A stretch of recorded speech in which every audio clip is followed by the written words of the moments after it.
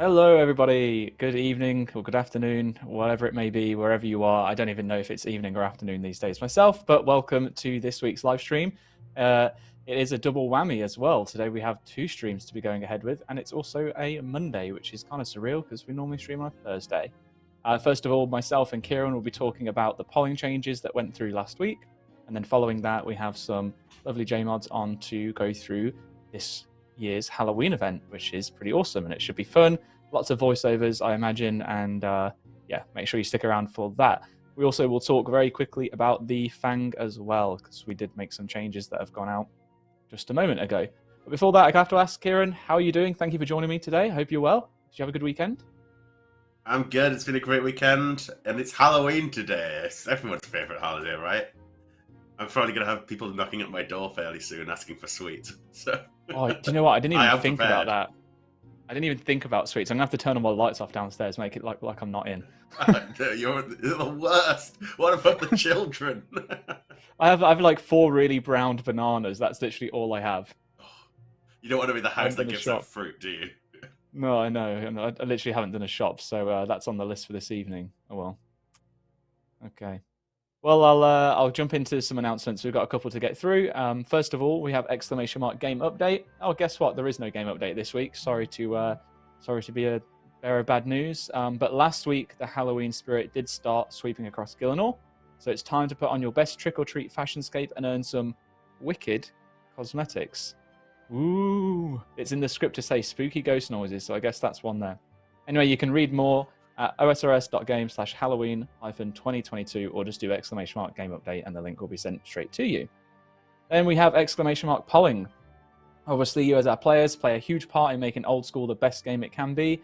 And last week we did announce a slew of improvements which we'll be going over today, talking about the polling system, and those look to ensure that players have greater say in the game's development. So exclamation mark polling to see that if you haven't seen it already, but we will give you a little bit of an update just in a moment in terms of the changes that we made.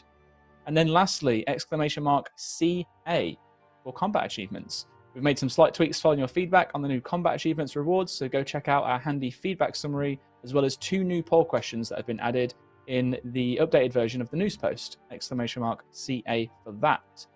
Oh, I said last but not least, but we have one more little surprise. Sneak peek of the week. That's pretty cool.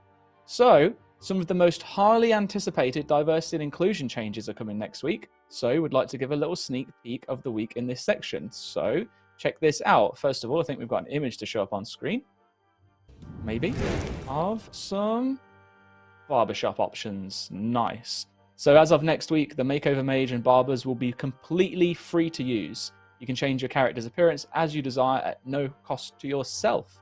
Pretty pog. All right, on top of several other diversity and inclusion, can't even speak now, inclusion changes, next week we also want to give a quick shout out to a change that will be happening to the quest Throne of Miscellanea. So, you'll no longer need to marry the prince or princess to become Regent of Miscellanea. We've changed the requirements instead to befriend them, though you can still ask them to marry you if you want to. If you've already completed the quest, you don't need to replay it again, but we have been told that you now have the option to divorce them if you want. So this is getting more and more real by the day. Your gender also will no longer matter in the quest anymore, so you can choose to marry or not marry either the prince or princess or neither. And that about wraps up our sneak peek of the week, and there's some lovely stars in the script here, which makes it seem so much more exciting and fun. But yeah, hopefully we'll see more things from the sneak peek of the week in the rest of our live streams as they come forward. That was pretty fun. Now, talking about fun, how about we talk about the Fang? Hey, Kieren, you love talking about Osmonton's Fang, right? So before we do get onto the polling section, I know, we've had a lot of conversations as it is. Let's just take a moment to talk about it. So for those of you who don't know, a hotfix went out today that changes the Fang so that outside Tombs of a Massacre, it will now re-roll only the player's accuracy and not the monster's defense during combat calculations. However, whilst you're within the tombs, the previous behavior, which allowed both the player's accuracy and the monster's defense to roll, will apply. So it essentially works as it did before the change whilst you're inside Tombs of a Massacre, but outside Tombs of a Massacre, it has had a slight change, which has effectively reduced its overall DPS because it's less accurate than it was before. Now, I have a question for you, Kieren. First question, there are two, in fact, about the Fang. Number one, players have pointed out that the Fang accuracy calculation was never bugged, and it worked exactly the way that it was polled. So, why did we change it now? So, I think there are two separate issues here. One, communication and confusion. And the second thing, how powerful should the Fang be, right? As much as we talked about, okay, we intended to do X and we did Y, I think there's maybe been confusion internally, there's maybe been confusion in what we said out and in the community as well. Mm-hmm. There's been a lot of versions of the Fang, from the original blogs, very original blogs, to what it ended up being, what ended up launching. And as much as we might have messed up in terms of communication and what we've said and how it's been interpreted, that's fair enough, right? We should try and set the record straight on that. But B, the Fang cannot be left to have been as strong as it was. At the end of the day, I think there's two perspectives. If you're a main account, the items like were sitting at, not far over 100 mil. It's not intended to be the scythe or the T-bow of TOA. That position is taken by the shadow. That's where we want the shadow to be. Essentially, we want the Fang to be good, not incredible. It shouldn't be useless, and its only use shouldn't be the TOA. I realize that's ambiguous, but that's, we wanted to have some utility. In fact, what we said in the blog was we expected to have a few places, but not many. Mm-hmm. We want to open up space where we can start adding monsters that have higher defense, and this would be a use for the Fang in future as well. But ultimately, with the changes we've made, if we feel that it isn't meeting that criteria I sort of just said, that it's good and it's got some decent utility across the game where it's go-to weapon, that's where it should be. If it's not, we can obviously make more changes. However, we cannot let an item that's 150 mil and only going down even at the time be a sort of general purpose best in slot weapon. I mean, the thing was out DPSing the Dragon Hunter Lance, or competing with it at the very least, on dragons.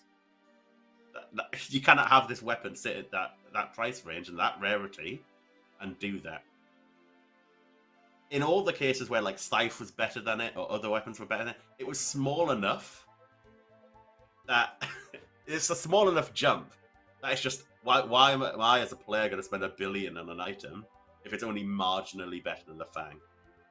So for other players, for Iron Men in this case, now I look at it from the perspective of Iron players, it just broke the journey of the account, because suddenly there was less need to go and get a rapier. There was less need to go to do all these other bits of content. You could just go straight to TOA, get your Fang, and you're basically set for 90% of content. Like, that couldn't be left as it was.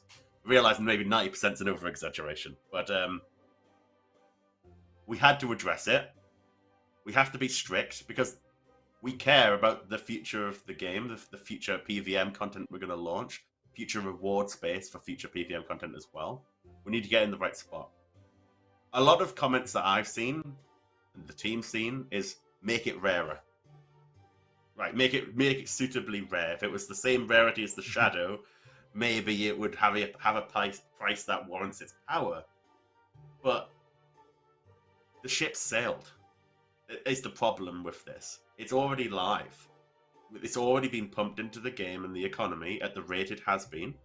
A lot of players have already earned it at its current rarity. It would just be, pardon like my language, it would be a big middle finger to those players who haven't got it already. Whether the Iron Men who have missed out on getting it at the common rate, or to main accounts who missed out on getting it at a cheaper price. If we could marginally change drop rates, and we're open to doing that, but a drop rate nerf where we make it like 4 or 5 times rarer it's obviously quite extreme. We can't do that lightly. So ultimately, right now, we feel we've made the right call to try and set the Fang on a better path, where it's not so universally strong, but it does have utility. We expected it to be one of the lower end items at TOA. That's how it's positioned in its rarity. It ended up being way more powerful than we thought it was. We made an assumption about the way it was implemented, matching our intent, and it didn't. The DPS was way better than we thought it was going to be. From confusion internally, and as seen via the latest blog as well, with what we said about the double accuracy versus double defense rolling and stuff. So that's our stance for now. Obviously, we're not turning a blind eye and saying, that's it, shut up shop, we're done, we're never ever going to contemplate a tweak again. If it isn't good enough in that kind of what I outlaid, not amazing, but not good, then we can look at seeing what else we can do. But we've got to take a tough stance on this. I realize it's not good news. Nerfs are never good news. No, they're not. But believe me, it's better to get them out of the way earlier than it is to leave them going on for a long time. May I remind everyone of the blowpipe and how difficult of a pill that was to swallow, right? When that had been kind of embedded in for years. So I think it makes sense. I think you did a really good job of explaining it to Kieren. I saw a lot of people commenting about, the whole nerfing the rarity, are you double messed up and so on and so forth then. And I think maybe the start of what you said got a little bit glossed over, and that was that the reason the Fang is sat at the same weighting as something like the Lightbearer, for example, is because it was never meant to be a super rare, super strong, end game, absolute bliss everywhere item. It was meant to be a niche filler that had a few uses, like it said in the blog. So that's why it was originally set to be a relatively common item, so that its price would then reflect its commonness. Just obviously the power side of it, as Kieren had explained, was a little bit too off. I have another question. This one's more just about in terms of our approach to fixing it. And because there's a lot of comments that have came in, and rightly so as well, because I know many people share this frustration, even within the team as well, outside of just the actual wider community. But why is the fix that we chose, the one that we went with, over something like adjusting NPCs that benefited so much from the Fang within the Tombs of a Massacre, or reworking the actual special effect of the Fang entirely? There's no point covering rarity, we've kind of covered that already, but why did we just simply opt to just leave it as it is rather than actually look at maybe something a little bit more in depth? So changing monsters, and maybe you could fix it in Tombs of a Massacre. Obviously it was much wider than that. This was, as I mentioned, dragons as an example. Do you retcon all dragons and change their stats? Rather not. I think that's the wrong approach, and would change up everything in the entire game for other equipment. What we have done is we've left TOA to be as powerful as it was in TOA, because we felt, we've done that with the Shadow as well. It's cool that the item can be good at the content itself. Whilst we do feel not ideal, we'd prefer functionality to be the same across the entire game, but that's the situation we're in. And then I think it would be wrong to change the spirit of the item, right? Doing a double accuracy roll is in the same spirit as what we were originally thinking with the Fang, in that it's quite different. That's quite a unique behavior. We have nothing else that acts like that. You saw the original Fang pitch. It was to just have a really high accuracy stat. It's not as interesting. It doesn't give you a different DPS curve. We wanted to create something different, which meant the Fang can excel in different situations. Hopefully, that's where it now rests. And I'll sort of iterate again. We don't want it to be the be-all and end-all weapon. We want it to be a good weapon that has a few places where it's really strong. We expect with future content, we will add more places that it's good for as well. Okay, awesome, fantastic. Thank you, Kieren. I know it's obviously a difficult one for everyone in chat. Like we've said, nerfs are never an easy thing to have to consider, but I think in time it will hopefully all make sense, especially as we now have the option, for higher defense monsters for it to excel in a little bit further down the line. Again, I also appreciate that's not the best of reasonings right now, because you have to wait for something to come out in the future for it, but at least it will remain powerful and usable within Tombs of a Massacre, which will provide at least somewhat of a use case and niche that we'd mentioned it would originally in the first blog. So let's move away from the Fang. Hopefully that has answered it for you. If you want to check out what the changes were, we have put out on socials, and it will be in next week's update news post as well, so you can see the full information. But go check out our social accounts. You can see the post in terms of what's exactly changed. And if not, you can also re-watch this little section, I guess, of the stream and get Kieren's kind of like detailed discussion around it. Now I'd like to move on to the polling section of the stream before we head into the Halloween playthrough. Kieren, first of all, I think it's probably a good idea to quickly go over the changes we made. Do you mind if I just like run through this quickly and just speak a lot, and then we can kind of like bring you back in for the questions? All right, enjoy the break. So if you've not actually checked out or been able to check out everything in terms of what we've changed with polling, first of all, do !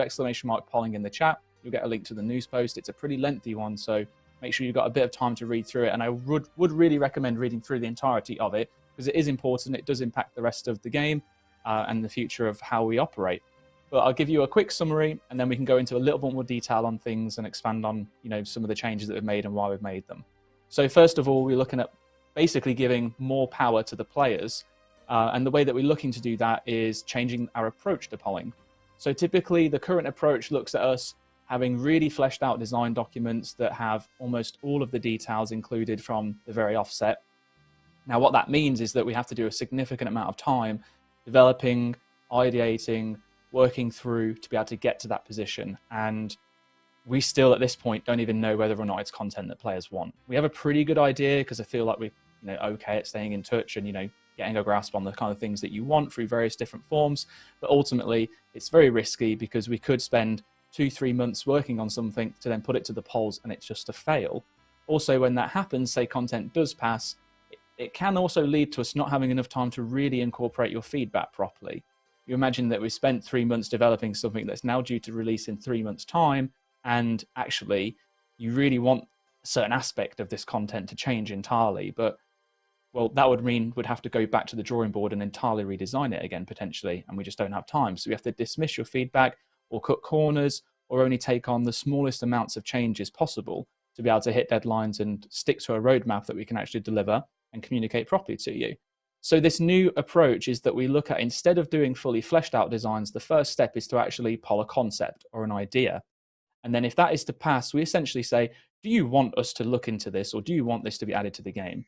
Yes or no? And if it's a yes, then it's like, great. We know now that we're safe enough at least to start looking at developing the underlying mechanics, the features and systems that make something possible.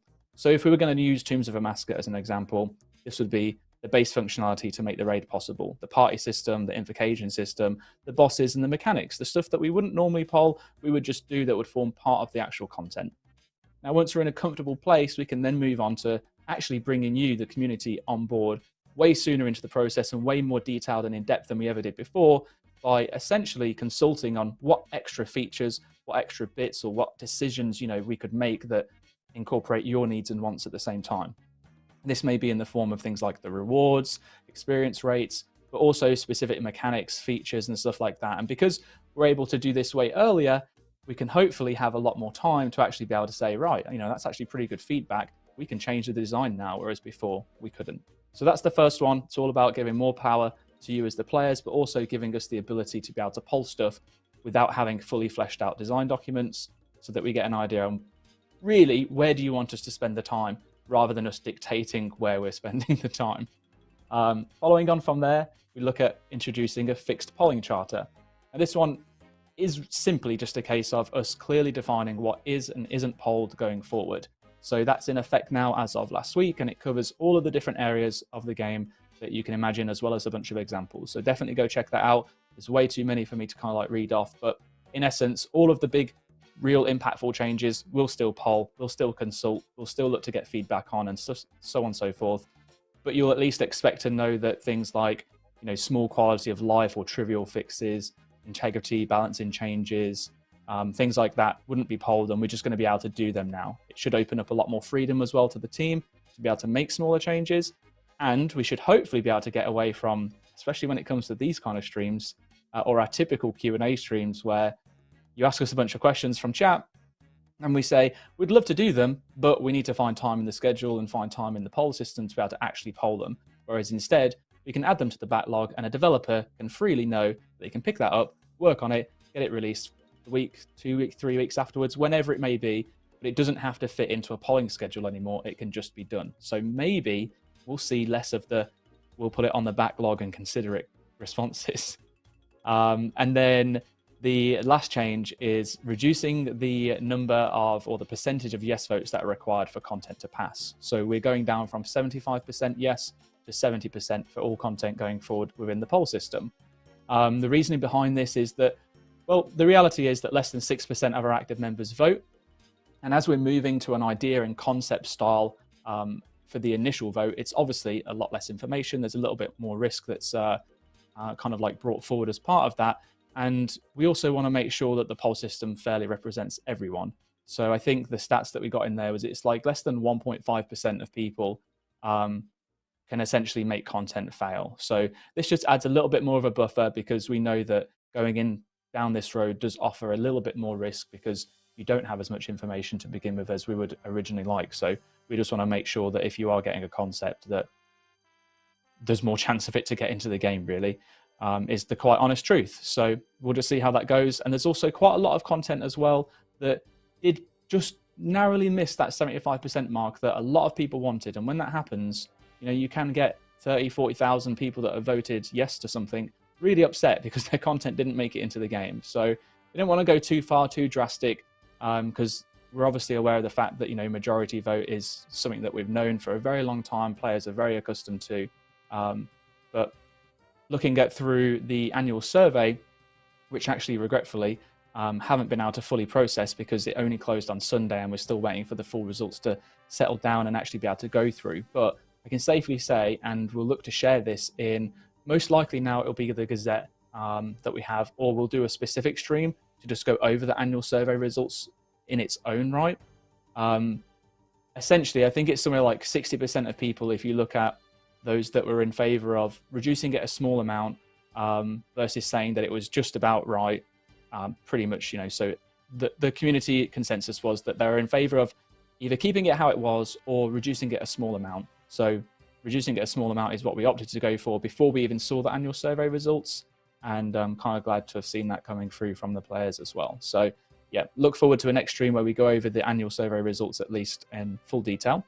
But as a whole, that is everything that we've looked at changing. Those are the 3 exclamation mark polling in the chat to get the full blog, because it has a way more info than I can quickly hash out in a few minutes that I did now. But we do have a bunch of questions, and I want to ask the first question to you, Kieren. Well, I don't know why I said the first one to you, because you're the only one on the stream with me. They're all going to be to you, but this one is very specific because it's to do with the dev team. So ultimately, I guess overall, what do you think of these changes? But in particular, how much do you think the new approach with more player power especially, how much would that actually impact the dev team, do you think? So I think it'll be a big help. I think the biggest factor is this kind of misnomer around we don't dev anything until the poll is passed. In reality, the way we were polling stuff, you know, here's Teams of a Mascot. Do you want the raid? Do you want this aspect? Do you want this reward? Do you want this reward? Do you want this reward? You know, all the details would be there, thrashed out in advance. The problem is, thrashing out all those details takes time. It takes work. That means you're designing every aspect of XYZ with Guardians of the Rift or Giants Foundry. You're doing all the work to like calculate XP rates and try and get an understanding of how we can do those. It's quite difficult to really get all these details together without spending sometimes weeks and weeks of designing, reviewing, prototyping, starting to put things in place so you can get a grasp of where it's going to sit, such that we can communicate it in the detail that players had come to expect in the current polling process. So shifting to the new one, where it would be polling, as you said, is polling more concepts and directional elements left till later, will allow us to poll before we spend significant time on an idea. I do believe that's what players already thought largely was what was happening. But obviously, you can't do that. You cannot. It would be impossible for us to pull all the aspects of a project without spending a lot of time on it. So I think this will be really, really helpful for our approach, and it will save the dev team time, save wasted time. But the directional elements, will put a lot more power in the players' hands. Instead of us trying to second guess what direction players would want us to take for a piece of content, we now have a process, an official process via the polling booth to get input from players. And I think that will be so valuable before we've already made a decision, before we've even developed and prototyped it. Having that say will help forge the content in a way that will be best for everybody. Best for the player base and best for us devs, because we're getting something ideally first time that players are going to like.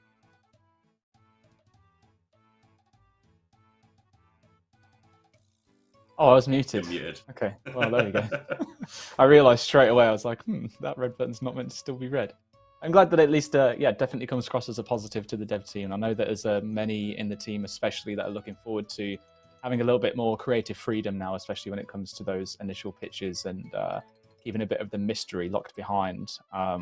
We actually have our first whole blog going out in the next couple of days, in fact, for some new content, which is following the new system.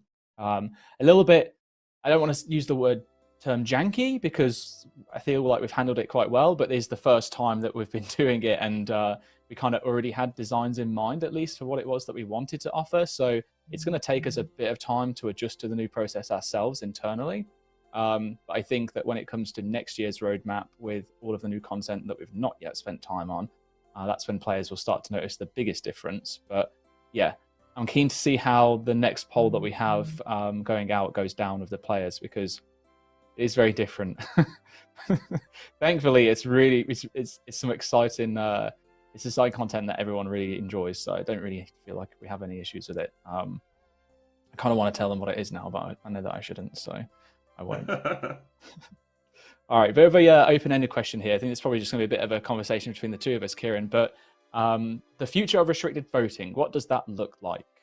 So in the blog, we kind of mentioned that we know that not everyone likes restricted voting. It definitely has its uses, though, and we've seen some really good use cases of it actually helping champion change for smaller and niche communities when it's been needed the most. For example, Poll 77 with Iron Man only specific questions. We've had UIM only specific questions in the past as well. Because realistically, especially with something like UIM, that community is so small that there is zero chance for them to ever have content make it into the game that is specific for them without it being influenced by people who will never, ever touch the game mode. So restricted voting obviously allows us to pinpoint those in particular. My phone is going crazy. I don't know if you can hear that in the background. Hopefully the noise. I thought that was mine. Cancellation. It was that. Like the vibration sounded like it was in my room. Give me a second. My phone and it's not on. It's now on no vibrate. I'm very popular this afternoon, apparently. Yeah, so the restricted voting obviously has its uses, it has its merits, but at the same time, we've seen cases where it doesn't, and people can get annoyed and frustrated by them. It can create friction between communities, especially with things like PvP, where we want to support the PvP community and give them new content, but at the same time, players feel like they should also have a say in that, because even if they might not engage in the PKing side of it, they are engaging in the PvP aspect when they enter these zones. But then on the flip side to that, we've also seen how we can get PvP content to pass through a poll without the need for restricted voting, and that was with the Wilderness Boss rework rewards. So yeah, I guess I'm keen to kind of like hear what your thoughts on restricted voting look like, Kieren, and then I can kind of like go over mine afterwards. So I think as you literally just said, it works so well for like Ultimate Iron Man or Iron Man communities where it just doesn't impact anybody else. But to go more general, I think it works when it's worked really well when that's been completely unambiguous. In that there's no debating who's an Iron Man. That's an official status. It's quite an easy criteria. Everybody understands what it is. And the changes genuinely don't impact anybody else. I think the reason for those similar reasons is why we've struggled more when we're doing PvP restricted votes, because it has been more ambiguous, about what the rules should be. Who gets to say what should happen to the wilderness? Because I think it's very legit to say it's not just PvPers, let alone defining who is a PvPer. Is it somebody who got 1 kill last year? Is it somebody who's got 10 kills in the last month in the wilderness? Like, that's ambiguous, let alone players who want to do PvP but haven't been playing it because it's a lot less active than it used to be, right? Let alone people who also use the wilderness. If you go and train prayer in the wildy or do clues in the wildy, technically you're using the wilderness as well. So it gets so much harder to define who should vote on something in a way where you're not going to be riling up players. As we've seen, we've tried this, and the reason we've tried it is because we want to find a solution that helps us better go through the PvP, the process of developing and polling players on PvP content. But it certainly seems harder on that side. Yeah, absolutely. I'm in the exact same position. It's very clear for things like UIM, Iron Men, or even very niche cases. I imagine that we could find uses for with other content if we want to look at a specific raid mechanic change, and you had to have a certain kill count to be able to vote in it because it was that particular that we just didn't want it to be open to everyone. But with something like PvP, it is really difficult to have that cohort and properly identify them without it alienating at least someone, and that's when I've personally not been a fan, at least, of restricted voting. I think many years back, when it used to get brought up all the time by the PvP community, I was very dead set against it because of that reason. It's so hard to be able to turn around and say whether or not it impacts someone in a certain way, whether or not someone should have a vote as a result of that. I'd like to think that in the future, though, we might be able to go a little bit closer to that with specific content. So let's just say, for example, the PvP arena. We know that that has no rewards right now, so very little people are engaging with it, which is okay. It was intended to be a replacement to content that was removed rather than a flagpole piece of content in its own right. But theoretically, we could look at rewards that were only available to be used in the PvP arena, and then that way only people who have actually played the PvP arena could have a say on it. That's reasonable, I feel, because the rewards have no value or use outside of that area, and that way then only those who are interested in doing it or have tried it would have a way to vote. Maybe not as the first few rewards, just because we might not have that many people actually voting, but that could be an example. And maybe there could be other areas of PvP that we could have similar restrictions to, where items are only usable in a certain area that is very much an opt-in only kind of situation. Like last man standing, for example, we could restrict that based off how much last man standing participation you have and stuff like that. But as a whole, that's where my issue with restricted voting stands, is when you are trying to properly identify cohorts and restrictions and eligibility to be able to vote, it becomes very difficult. But thankfully, I think, as we've shown with Wilderness Boss rework, it's not actually always needed. As long as we get decent rewards that make sense, that across the board generally people are happy with, we can get stuff to pass. So we'll just have to see. We're really keen to hear more about what players feel like restricted voting should look like, though. That's why we didn't look to make any changes. One thing I think that's worth clarifying, though, is that restricted voting still exists, and we'll probably still continue to use it.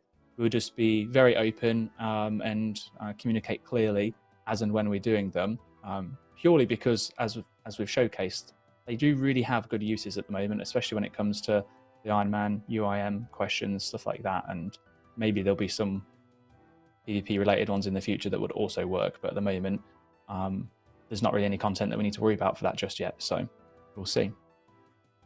Okay. The next question is, this one is in regards to the polling charter, and this is from a few comments that I actually saw when I was going through the feedback after the blog went live. And essentially, there's been a few players concerned that the polling charter is just an excuse to add in content without being polled under the guise of game integrity updates. Is this true? What do you think, Kieren?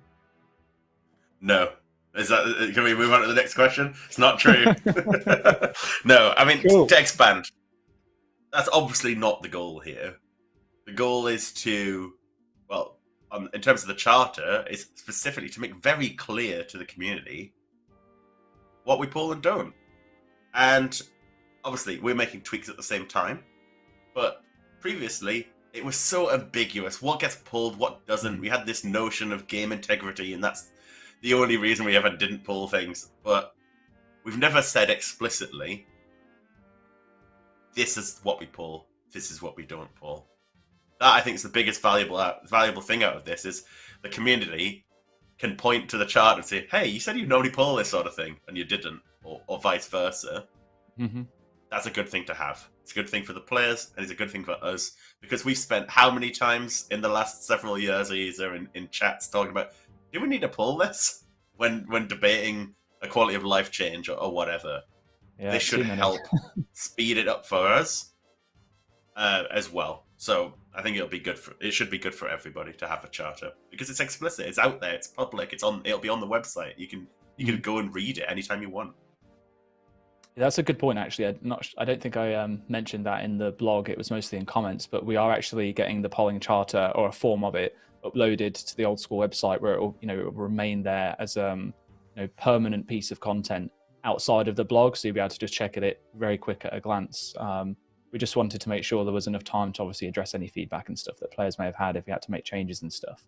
There's one thing I want to clarify, by the way, in terms of this question in particular, because I also have seen this, and I think that players are very right in pointing it out, because it may seem or come across as quite contradictory to the fact. Because we have recently added or looked to add or change content under the guise of game integrity without a poll. And this was before we even announced the polling charter. And the example that I'll give of that is the Wilderness Boss rework. That's something that we decided to do without a poll. And stuff like that most likely would continue to happen if we really felt like it was necessary. Now, the Wilderness Boss rework, if you've not seen the blog already, I highly recommend checking it out. The team did a fantastic job putting everything together for that. But that was essentially looking at the health of the game, what the content was offering at the level of quality that we're at now, and those two were just so severely mismatched that we really needed to just step in. We knew players had been unhappy. We'd said it's something that we were going to be doing for, I think, 4 or 5 years now, and it just never actually happened. So that was something that we did lead the charge on and look to change without a poll. So in the polling charter, we do specifically mention that we will poll, and I'll get the exact the wording here so that I'm not going to say anything wrong, but that we will look to poll changes to existing content that will have a significant impact on players. An example we have on there is reworks to existing content and areas, but we use like the Isle of Souls and the Shades of Morton reworks because they offered quite a significant amount of new content. Obviously with the Wilderness Boss rework, we polled all of the rewards because that's quite a significant change in terms of what's coming into the game. But outside of that, it was mostly just about making the content way better than these really weirdly abused, safe-spotted encounters that just were never intended to have been done that way. But they had to be because they were just so strangely implemented, should I say. So just wanted to clarify that part. There may well be future content that we look at reworking without a poll that falls under similar lines, but hopefully, as you've seen with something like the Wilderness Boss rework, that we're very open and honest when we do that. We're not trying to like shy away or, force things in without you realizing. We know that you're going to know, so there's no point. We just want to say it for how it is, and that's what we've done, and that's what we'll continue to do. So if there are instances where it feels like, that line is being crossed too much, then just let us know. That's why we have these channels open. That's why we're very much in the mindset and frame of talking to you and giving opportunities for feedback and making changes based off the things that you are and aren't happy about, within reason, obviously, of course. So that's that. I just wanted to make sure it was clear because I know that I saw that myself. So hopefully it clears it up. Now, next question. This may be an easier one to answer. Not that the other one wasn't easy enough by saying it is not true. Is there potential for revisiting past polls that failed by a small margin? Obviously, this is in answer to response to the fact that we're now from 75 to 70% pass rate. I think there's 20 or 30 poll questions that have failed in that time. I mean, I don't see why not. I mean, we've repulled things before. This maybe is a better excuse to do so and see what the community think. Obviously, there's many things people jump out at, and they have their favorite issues from over the years that just missed out. For me, I look back on the whole reordering and the resizing of like the prayer buttons and spell icons.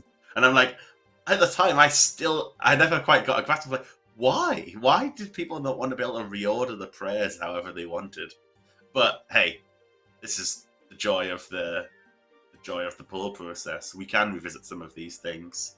I think I personally realised was it the spec orb that narrowly failed on the recent poll? Yeah, it's like 150. Is it right to re-poll something that's just failed like a few weeks ago? I feel more umming and ahhing on that. I don't know what you think, Ayiza. I mean, the poll closed the day that we released the polling charter. So I was sat there like, this is going to look so awkward when 3 hours after the poll closed, my blog's going out and we're talking about how we're reducing it down. But I guess, we stay true to the whole polling as it was then, and it did fail. So technically we would need to re-poll it. I think it would make absolute sense to re-poll it. And I have no doubt in my mind that it would pass going forward, because that one in particular, I saw comments of people feeling like it had failed because it would make, PvP easier and people being able to spec faster than they can currently. And that's just not the case. I think it's just a bit of misinformation being spread around. And it was so close. To be honest, that specific change is a prime example of something we would have struggled to decide on. Should it be pulled? Yeah. Or should it not be pulled? Because I could have easily made an argument to say we shouldn't be polling that. We should just change that spec or behavior, because that makes it consistent. It makes the game easier to understand. Its integrity, right? The problem is we never had the charter in place. Never had this sort of clear list of rules to follow. So actually, it wouldn't be integrity. Just to be clear, Mod Kieren. Yeah. We can't use integrity for everything. Okay, there's only a few examples. This would probably most likely, I think, fall under small quality of life enhancements, because that's technically what it is. It doesn't actually impact gameplay all that much. Just the point is, it was confusing before. Now we do have that list of things to look at and say, okay, it fits in that category. Exactly, you got it. Cool. So maybe, who knows? Maybe the next poll, like poll 78, I think is the next one. It would be maybe poll 78 can be a revisit of past polls that failed by a small margin. I think there's enough content in there to warrant it, at least, or we can do it in addition to a 78. I'm not sure. Cool. So this question here, now I wasn't entirely sure when I was looking through, in terms of, it was pretty popular suggestion that came, well, probably the pretty popular question that came through, but I wasn't 100% whether they were talking about the designs generally when they mean like concepts or ideas, or the designs of items and asset visuals. So I've made up a second question myself. So if anyone feels like they're wanting a question about the visual element of things asked, bear with, because it comes next. But this question is, will designs be polled before they're added to the game? And if not, what process will you take regarding community feedback on designs? So I'll kick things off on this one and say, yes, designs will be polled. For new content designs will be polled before they're added to the game. We will look to share a content design with you in the form of an idea or a concept pitch, very top level. It won't be as fully fleshed out to begin with. And that's how we'll look at things going forward. The if not doesn't actually have any relevance, because it would be if, but let's just say, if not, or even on that if, what process will we take regarding community feedback on designs? And that is, if you look in the blog with ! polling, have a look at the community consultation / refinement stage, because that is essentially how we'll be looking at taking on community feedback with designs. We'll put something out to you. We'll ask whether or not you want it. We'll then start working on it. We'll then come back to you and be like, hey, we've started working on this. We know roughly now how difficult the content's going to be, how accessible it will be, where it will sit. We now have a good enough idea. Here's a bit more information, a bit more of a fleshed out design. What else do you want?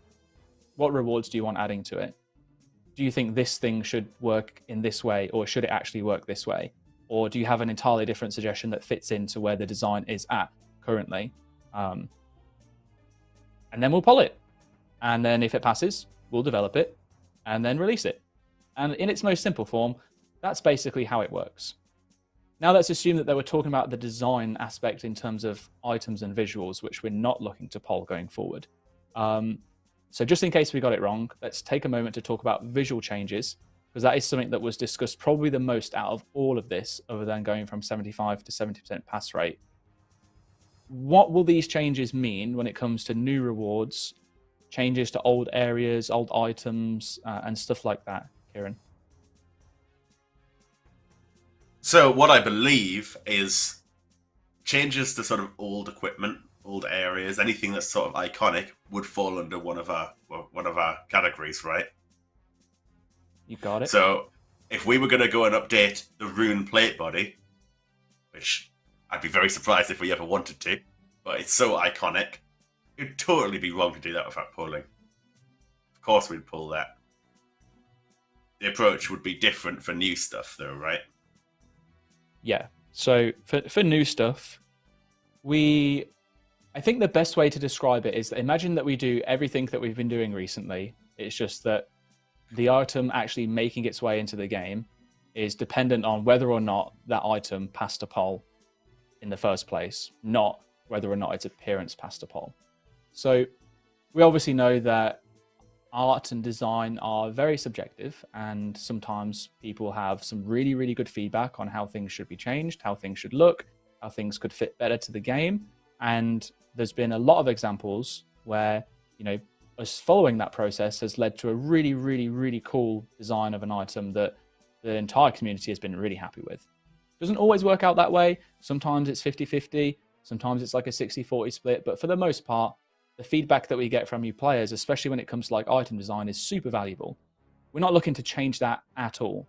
When we're at the point of having designs and concepts, we'll share concept art with you as early as we can, just like we've been doing in all of our recent blogs over the last, like, I'd probably say the last 10 months. This whole year really has really stepped it up with sharing designs early on. We'll look to incorporate feedback as much as we can, and then whenever we do make feedback changes, we'll also share those with you and get your feedback on them. If, say, for example, I know, let's use Torva as an example, right? The Torva design that we put out is unanimously hated by everyone, but it's passed its poll, and we know that Torva is going to be added into the game. So we look at redesigning Torva, and the conversation around it is that big that it warrants actually us focusing solely on that as its own specific topic. But we can just spin up a new blog that is not touching on the design of the actual content that it's coming from, in this case Next. I know it's a bit weird talking about past something that's already out, but we can spin up a different blog that is literally talking about the design of the armor and offering opportunities for players to give feedback through surveys, through specific comments on threads that are dedicated to this particular post. And then we continue iterating until we're at a point where, well, one of two things happen.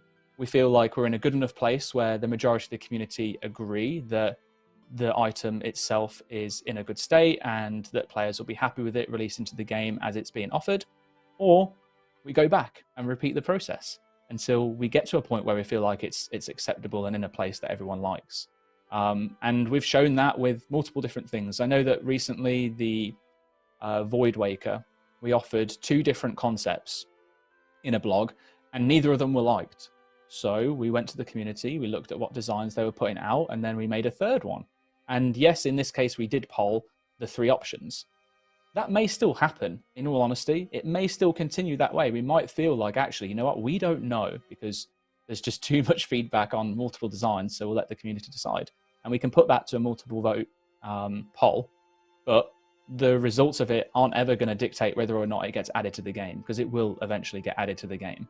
It's just, that's the change.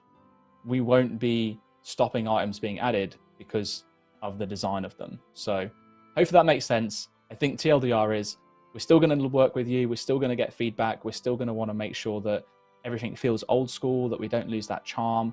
But ultimately the items will eventually get added to the game, because them being added is dictated by the first question as to whether or not we should add them, not should we add them based on them looking like this.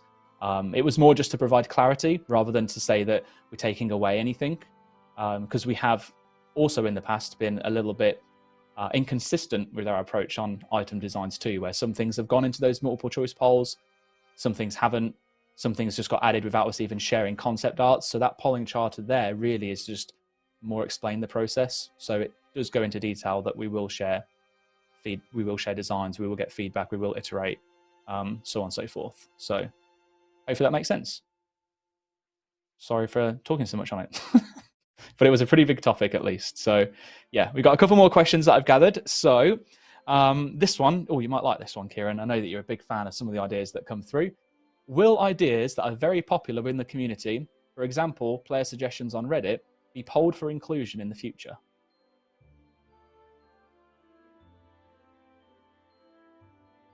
You're muted, Kieren. Come on.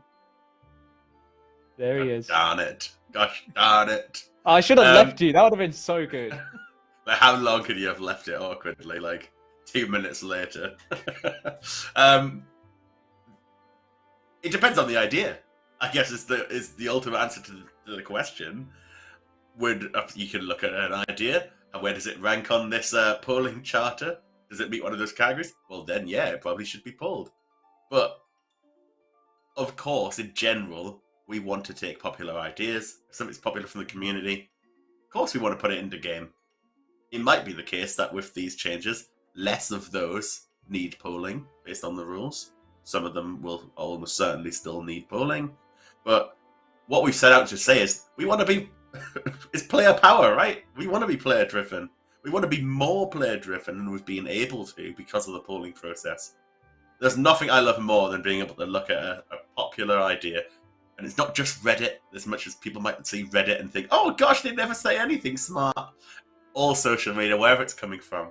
See, we'll look at the value of what the value of that idea. 10 minutes, Kieren. And if it's a good idea, we'll take that on board. Like, I love it. I'd love to do more of the. We haven't done it for a long time, but like user-generated competitions for content, like Rooftop Agility, Motherload Mine. These were player-driven updates at their very core. And we've done bits of that, but never quite to that extent. I love doing this. So yeah, all for this kind of thing going forward. It's not going to really change in that sense. Awesome. I guess to dig into that a little bit deeper, do you think that with the new approach where we're spending less time on the upfront design and we're able to put out concepts and ideas, there might be more... Okay, hold on, wait, let me take it a step back. Let's say we get into a position, because I think I mentioned this on in the actual blog. No, I did. So we know that we want to do more summits going forward where we announce what content is coming out for the next few months. Now, let's say we follow the summit up with like a giga poll of sorts, a mega poll that has everything that we announced in the summit polled at its concept and idea stages. Should we work on this? And then we know safely that the next 3, 4, 5 months of content is locked in. Do you think that would open up a little bit more space and accessibility in the roadmap to kind of like fill in those gaps that we could look at community content that we've maybe not been able to in the past because it has been so fluid and unknown because of how long it takes us to actually poll content? Gosh, I think totally, 100%. The idea of sort of having the polls locked in earlier will make it so much more possible. If something's failed, there's an obvious gap. The community can be involved in filling that gap. On a smaller level, if we've pulled a concept for like, hey, here's our new epic boss, and all we've said about it is new team boss. No, we don't really know even where in the world it might be at that point, perhaps. That presents a really obvious time frame for players to be able to respond with their favorite boss ideas. Where would you like to see a boss added? Would you like one in the middle of Karamja Jungle? Maybe that area is a bit lacking. Would you like a new vampire boss? It opens that space up for those questions because it won't necessarily have all been entirely predetermined by us, with all its rewards designed and every other asset worked out. So, yeah, it's more space for more suggestions from players, basically. Awesome. Love to hear it. Thank you, Kieren. I think that's a really, really good point as well. That whole community consultation and refinement, it's going to look so different for so many different pieces of content. As I said before, like we're going to have to get used to it. The players will have to get used to it. But I can fully see a future where, we do just say, let's release, or do you want us to release a new team-based boss? And as Kieren said, it's then, okay, the next poll that you get is actually just asking 20 or 30 questions on what makes that boss the boss. And, you all get to input and decide on that. I think it's really cool, really exciting times. Okay, so last 2 questions that I've got, or last 3 questions. This one's quick though, hopefully it should be. Are there any plans to increase the voting requirements?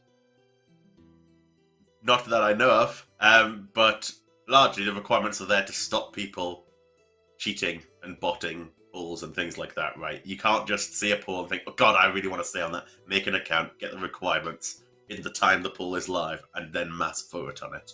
So that's the kind of basic requirement there. We're not planning to change them, but if we have any reason to in future, obviously it's not set in stone. These are things that can be discussed. Mm-hmm. Awesome, thank you. All right, I'll take this next one because I kind of like talked about it before anyway in comments, but someone has asked if there'll ever be a poll that asks what kind of content do you want to see or how do you feel about this, rather than straight yes or no options. Another popular suggestion I saw from the community was to have questions that offered yes/no to proposed content or changes that we want to make, or yes/no to our proposed execution of said content. I think the best way to answer this one is that I think we're going to be more experimental with the poll system than we have been before over the course of the next few months, year, or however long it may be. We tried it a little bit with the Wilderness Boss rework. There was a question in there where we offered player input on how we should approach the change to the Revenant weapon drop rate. And that was a multiple choice question, which we've never had in the poll system before. It was actually really exciting when Ash told us that it was possible. And we just never really thought about doing it. And it was like, actually, no, you can do that. And I know it sounds so simple and so minor, but for us, it was a pretty big deal. So that kind of like opened our eyes up to, okay, you know what? Yeah, now that we've got that community consultation phase as part of the content approach, what can we start doing differently that we weren't able to do before? Because before it really was just a case of, we need to know whether the content's going to pass, because otherwise it's not going to come out in time, or we've just wasted 3 or 4 months worth of development time. So yeah, I imagine there'll be a lot more open-ended feedback, consultation-like questions in the poll system as well as in surveys.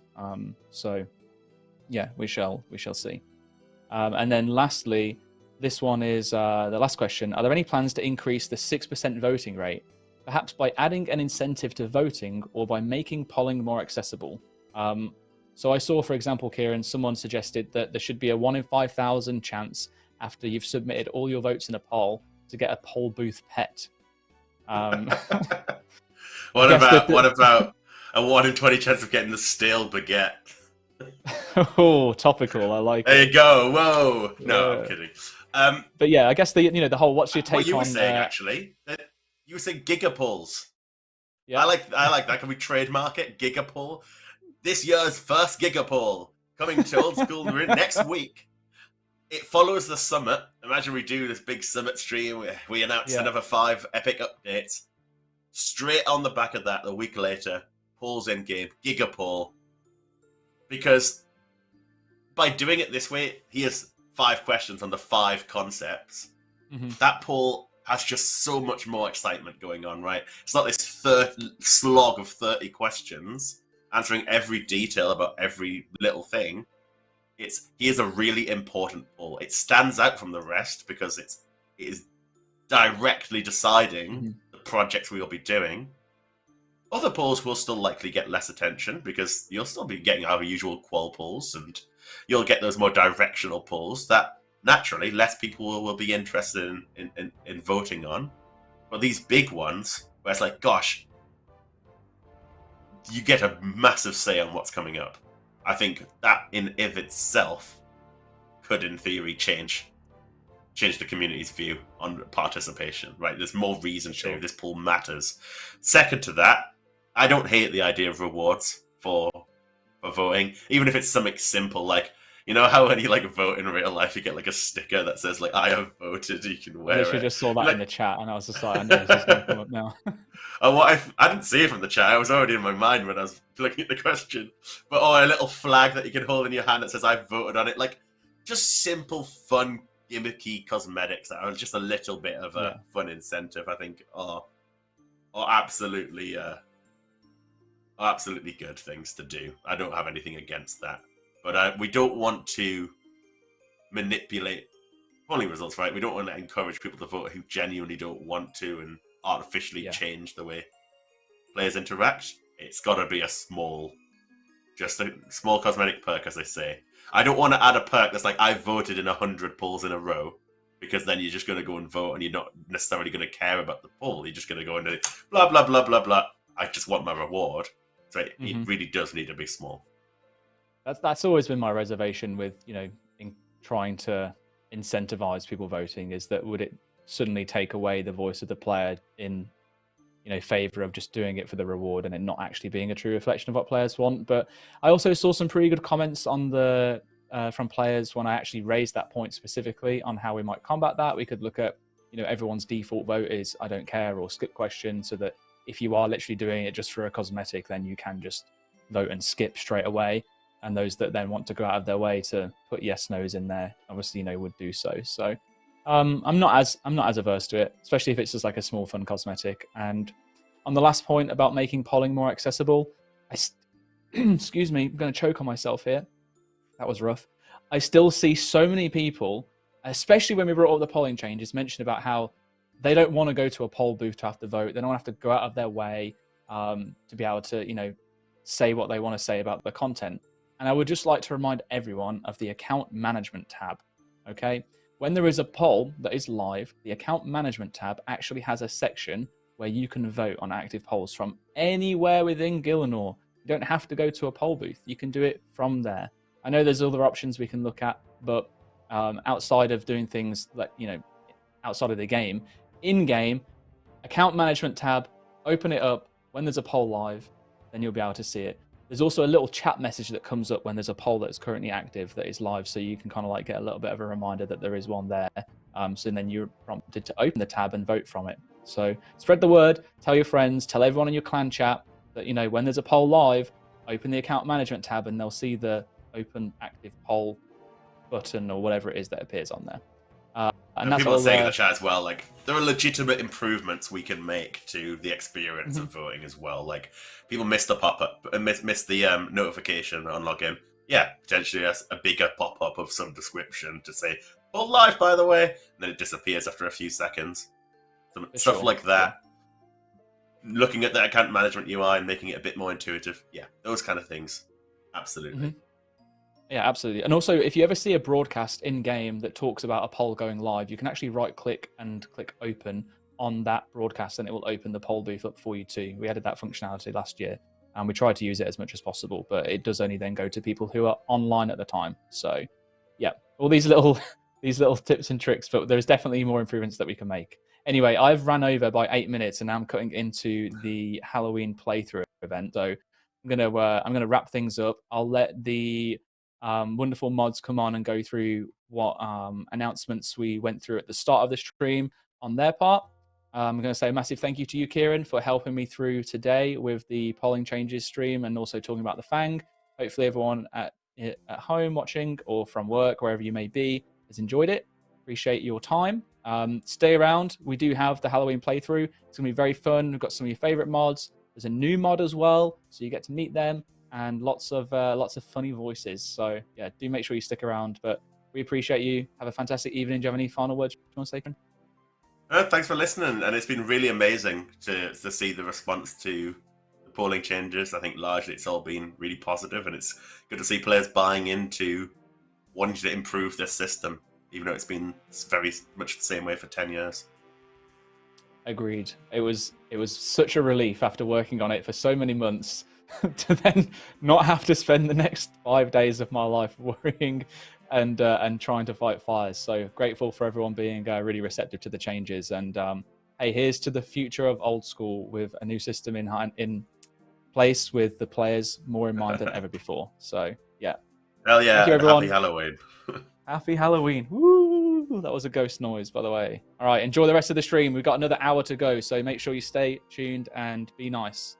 But that's us for now. I can't speak. I'm too tired. I'm going. Peace.